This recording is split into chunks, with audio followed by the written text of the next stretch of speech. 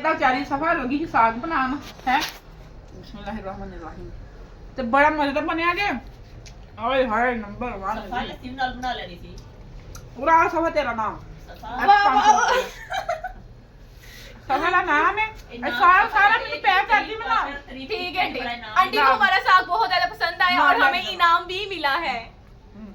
aunty को हम साग पैक कर देंगे और क्योंकि वो घर लेके जाके खाएं और ज्यादा दिनों तक खा सके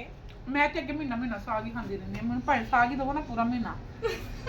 कोई बात नहीं खेती बाड़ी लग जानी पानी दे रखया नहीं मैं पानी लेकर आई ਇਹ ਦੇਸੀ ਖਾਣਾ ਤੇ ਭੈਣ ਜੀ ਨੂੰ ਬੁਖਾਰ ਹੋ ਗਿਆ ਜੋ ਵੀ ਨਾ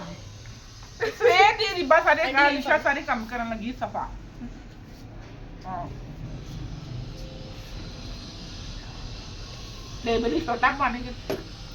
मिनट जी रिबा तुम खा ले पुत्र अच्छा बस ठीक है इतना बड़ा डिब्बा